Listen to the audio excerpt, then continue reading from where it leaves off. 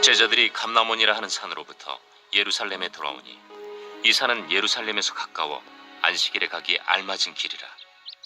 들어가 그들이 유하는 다락방으로 올라가니 베드로, 요한, 야고보, 안드레와 빌립, 도마와 바돌로메, 마테와 및 알페오의 아들 야고보, 셀롯인 시몬, 야고보의 아들 유다가 다 거기 있어 여자들과 예수의 어머니 마리아와 예수의 아우들과 더불어 마음을 같이하여 오로지 기도에 힘쓰더라.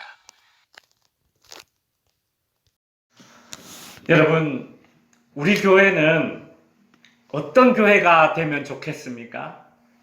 우리 교회는 어떤 교회가 되면 좋겠습니까? 설교 다 했네요. 하나 되는 교회. 여러분, 우리 각자 나름대로 교회는 모름지기 이래야 되지 이런 생각이 있으실 것입니다.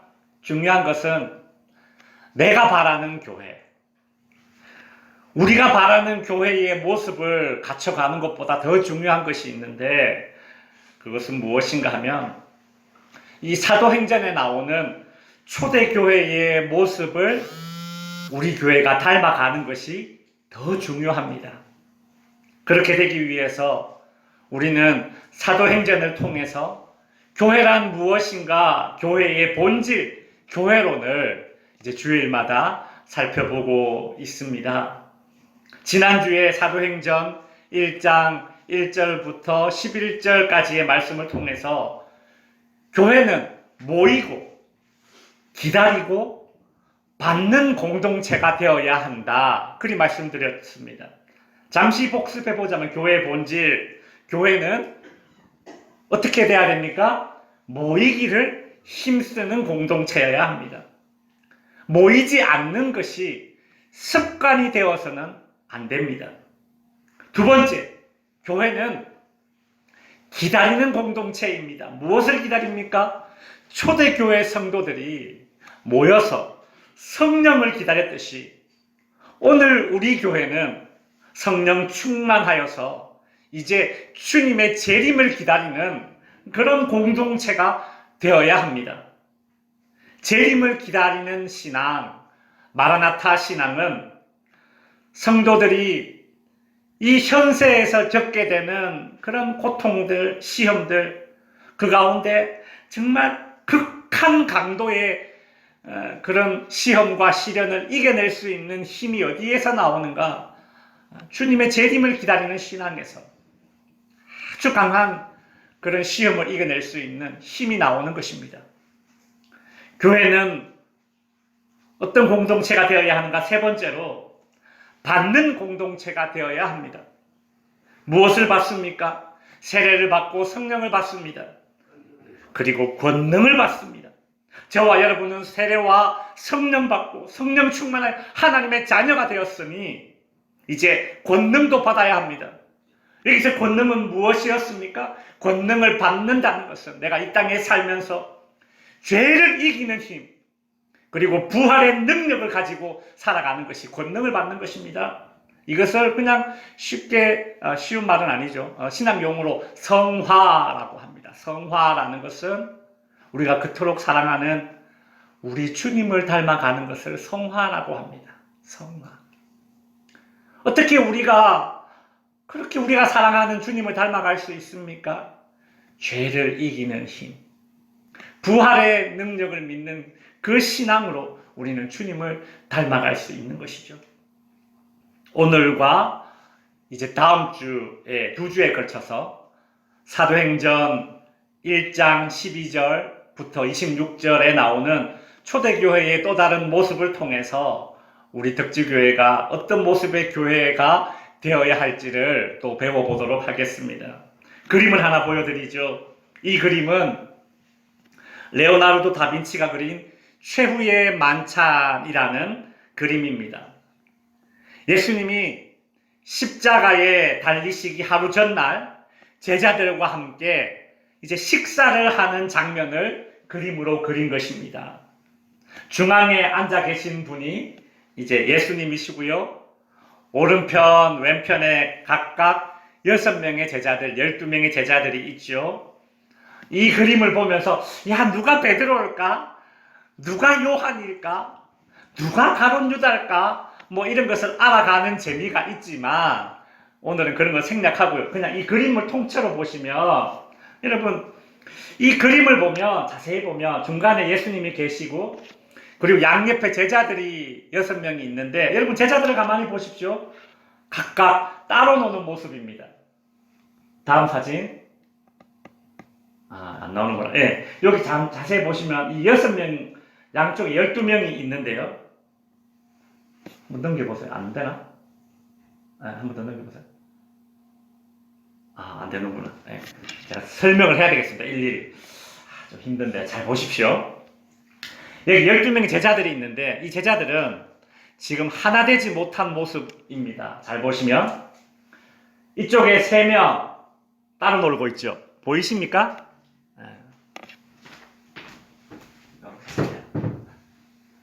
그 옆에 3명 보십시오. 따로 놀고 있죠. 반대편에 보십시오. 3명 따로 놀고 있죠. 그 옆에 3명 한번 보십시오. 따로 놀고 있죠. 이렇게 4그룹으로 나눠지죠. 그죠? 예수님을 중간에 놓고 12명의 제자들이 각각 무리를 지어서 따로 놀고 있습니다. 누가 뭐 가룟 유다일까? 저는 거기에 그 필이 꽂힌 것이 아니라 지금 이 그림을 가만히 살펴보니까 정말 성경에 나오는 그 모습과 너무 흡사해요. 제자들이 각각 따로 놀고 있습니다. 예수님이 십자가에 달리시기 하루 전날 밤 마지막 식사를 하고 있는데 제자들은 그 자리에 모였습니다. 모여서 이제 유대인들의 전통에 따라서 이렇게 모이면 발을 씻어야 됩니다. 근데 그때 발을 씻을 때 누가 그 발을 씻느냐? 제일 낮은 사람이 발을 씻어야 됩니다. 근데 예수님의 제자 12명은 서로 자기가 더 크다 그렇게 생각하고 있으니까 아무도 발을 씻지 않습니다. 그래서 어쩔 수 없이 예수님이 그 제자들의 발을 씻겨주신 것입니다. 예수님이 십자가에 돌아가시기 하루 전날 밤에도 제자들의 모습은 이와 같았다라는 거예요. 하나 되지 못했어요. 각자 자신의 생각이 있어요. 그렇게 살아가는 겁니다. 식사를 마치고 예수님은 이제 겟세마네 동산에 기도하러 가셨습니다. 다음 그림 보시면 저기 위에 예수님이 기도하고 계시죠. 그죠? 근데 저 밑에 3명이 지금 뭐 하고 있습니까? 엎어져서 자고 있어요. 그죠? 예. 저기 뒤에 이제 군사들이 예수님을 잡으러 오죠. 보이죠? 예. 이 그림은 예수님이 감람산 혹은 겟세마네 동산에서 기도하는 모습인데 예수님은 제자들에게 뭐라고 말씀하셨느냐 하면 깨어 기도하라. 깨어 기도하라. 시험에 들지 않게 깨어 기도하라. 그런데 그림에서 보다시피 제자들은 지금 어떻게 하고 있습니까? 자고 있습니다. 그러니까 예수님이 십자가에 못 박히기 하루 전날까지도 제자들의 특징은 2가지였어요. 첫 번째, 하나 되지 못하고 있다.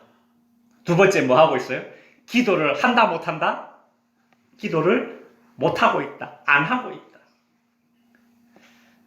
제자들이 그 모양이었을 때 예수님이 로마 병정들에게 붙잡히게 되었고 그러자 제자들은 다 도망가고 뿔뿔이 흩어져 버렸습니다. 제자들이 하나 되지 못했고 기도하지 못했을 때에 문제가 닥치자 제자들은 아무것도 할 수 없었습니다. 그냥 다 도망가 버렸습니다. 그랬던 제자들인데 오늘 사도행전에서 이제 오늘 본문에서 이제 뭔가 달라진 모습이 보입니다. 부활하신 예수님은 감람산에서 제자들이 보는 앞에서 하늘로 승천하셨습니다. 제자들은 예수님이 승천하신 그 감람산에서 이제 내려와서 예루살렘에 들어갑니다. 제자들은 예루살렘에 들어와서 사람들을 불러 모았습니다. 오늘 본문 14절에 보시면 여자들과 예수의 어머니 마리아와 예수의 아우들과 더불어 어떻게 해요? 마음을 같이하여 오로지 기도에 힘쓰더라. 제자들이 어떤 사람들과 모였는데 그 누구냐 하면 예수님이 살아계실 때에 예수님을 따라다니던 여인들, 그리고 예수님의 어머니와 예수님의 형제들, 가족들, 제자들 이렇게 모인 것입니다. 어디에 모였느냐면 예루살렘에 있는 한 다락방에 모였습니다.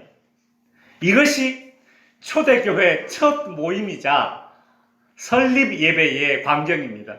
오늘 본문이 그 초대교회 설립 예배의 모습입니다. 여러분, 이렇게 시작된 초대교회가 제일 먼저 무엇을 하였는가 우리는 집중해서 봐야 됩니다. 첫 번째 무엇을 했어요? 1번 뭐예요? 마음을 같이 했다라는 것이죠. 마음을 같이 했다.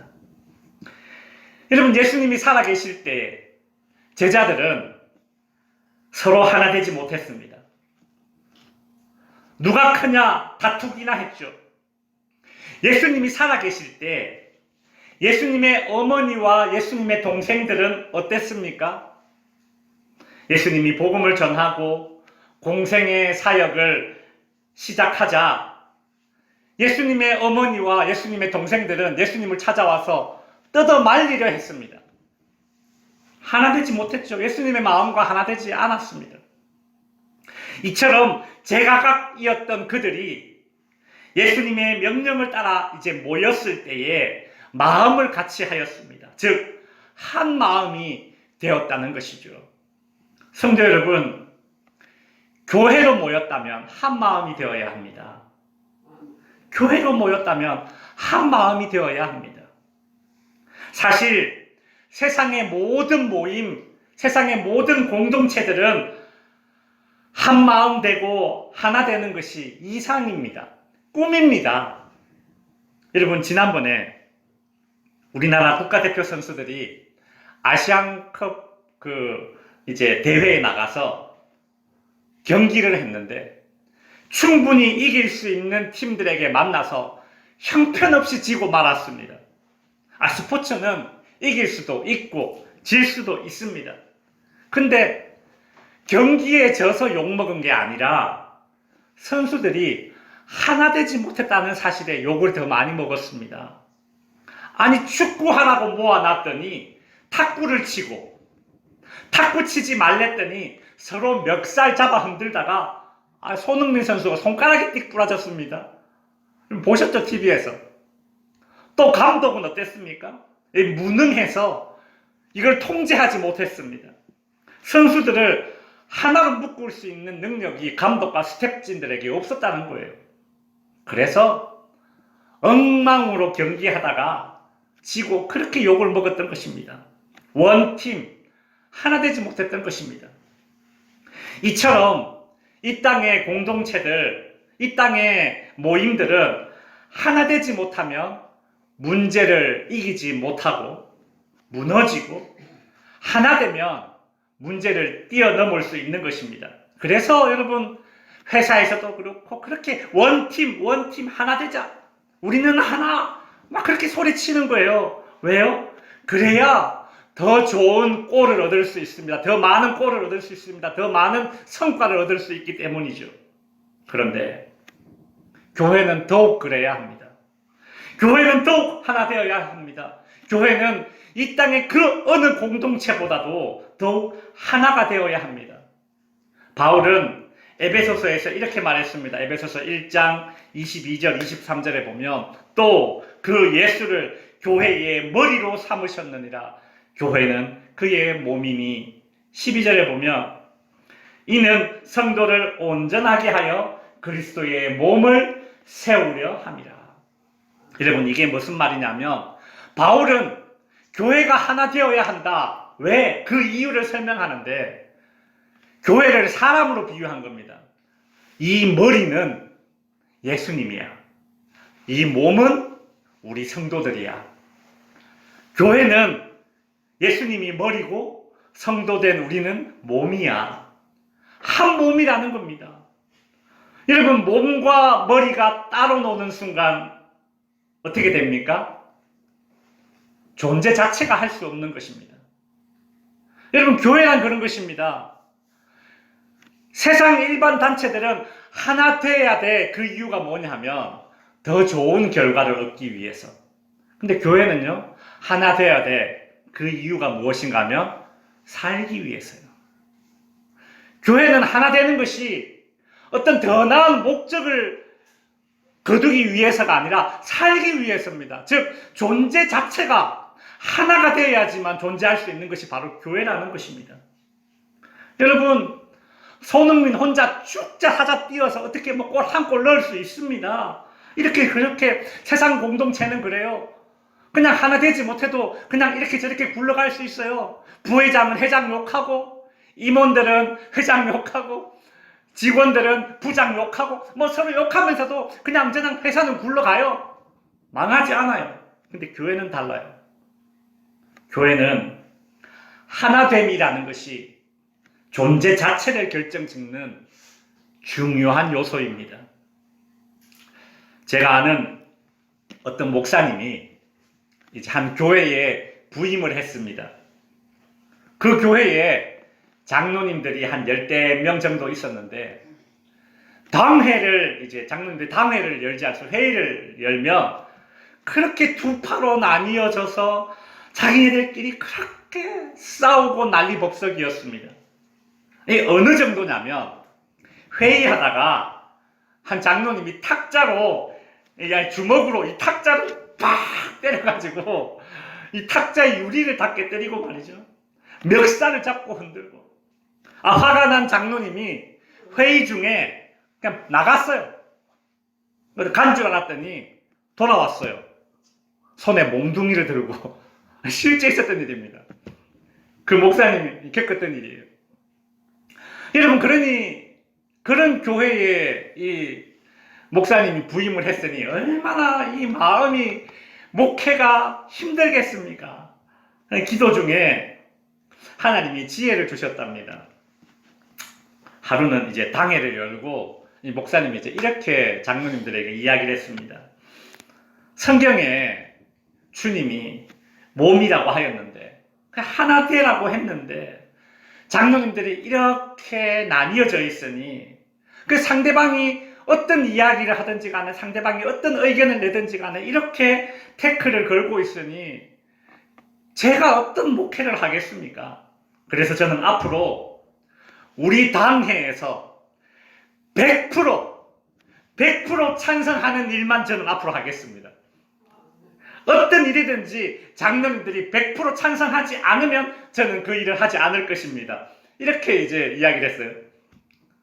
여러분, 지금까지 서로 나뉘어져서 싸우던 장로님들이었는데, 어떤 일을 결정할 때에 100% 찬성하는 것이 어려울까요? 쉬울까요?